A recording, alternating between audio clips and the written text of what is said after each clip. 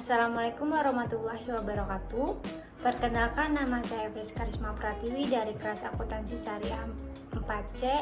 Di sini saya akan menjelaskan mengenai anggaran dan penganggaran. Yang pertama ada pengertian anggaran. Anggaran merupakan sebuah rencana yang disusun secara sistematis dalam bentuk angka dan dinyatakan dalam unit moneter yang meliputi seluruh kegiatan dalam sebuah perusahaan atau organisasi untuk waktu atau periode tertentu di masa yang akan datang. Selanjutnya ada fungsi anggaran. Fungsi pelaksanaan anggaran menjadi salah satu pedoman dalam pelaksanaan suatu proyek atau pekerjaan, sehingga pekerjaan tersebut dapat terlaksana dengan baik dan sesuai dengan tujuan yang diinginkan oleh perusahaan atau organisasi. Yang kedua, fungsi perencanaan anggaran juga memiliki fungsi dalam perencanaan. Hal ini dikarenakan anggaran memberikan gambaran dan ilustrasi yang jelas dan menjadi pedoman dalam hal unit moneter untuk melakukan kegiatan-kegiatan dalam suatu perusahaan atau organisasi. Selanjutnya ada manfaat anggaran. Yang pertama ada memotivasi dan membutuhkan rasa tanggung jawab terhadap pegawai.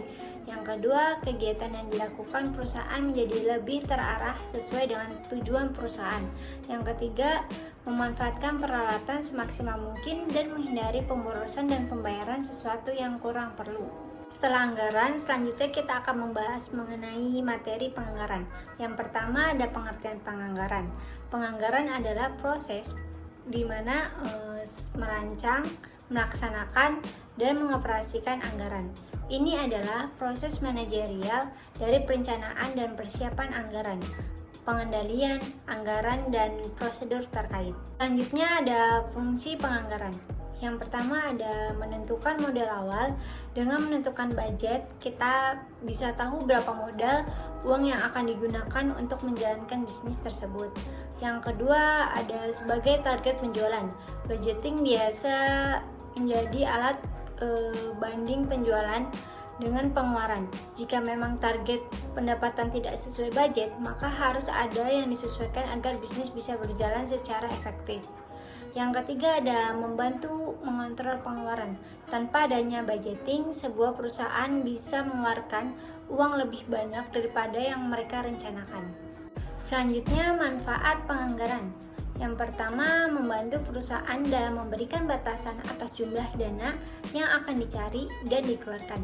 Yang kedua ada untuk landasan yuridisi atau yuridis formal dalam menentukan suatu sumber dan investasi dana. Yang ketiga ada membantu manajemen terkait untuk melakukan pengawasan karena adanya rincian sumber dana investasi di dalam anggaran. Yang terakhir ada merasionalkan sumber dan investasi dana.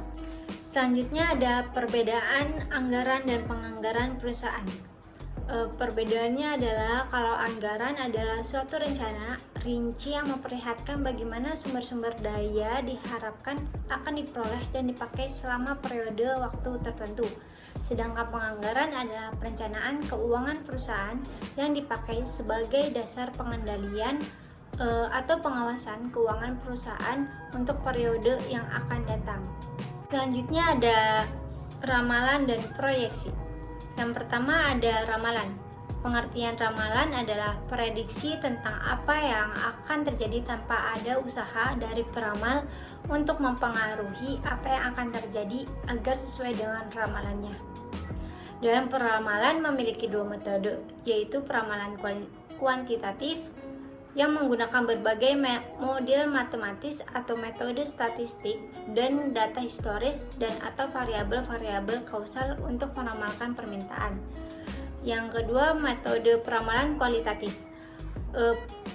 Metode ini menggunakan intuisi, pengalaman pribadi dan berdasarkan pendapat dari yang melakukan peramalan. Selanjutnya ada proyeksi. Pengertian proyeksi adalah perkiraan apa yang akan terjadi jika suatu kondisi atau situasi yang lain terjadi lebih dahulu. Penjelasan yang terakhir ada efektivitas peramalan. Yang pertama ada akurasi. Akurasi merupakan aspek terpenting dari forecast karena perbedaan antara aktual dan forecast berarti biaya. Yang kedua ada stability versus responsive. Artinya forecast harus mampu mengcover kompleksitas dan ketidakpastian lingkungan baik yang disebabkan oleh long-term growth, trend maupun seasonal influence. Yang ketiga ada objectivity. Kadang-kadang kondisi yang diramalkan tidak dapat atau tidak ada kaitannya dengan data historis yang digunakan dalam forecasting. Yang keempat ada teaming. Teaming ini merupakan agar sistem forecasting dapat efektif, maka forecast harus tersedia tepat waktu. Yang terakhir ada benefit to cost ratio. Perbandingan manfaat yang berupa perbaikan kualitas keputusan sehubungan dengan adanya sistem peramalan yang baik.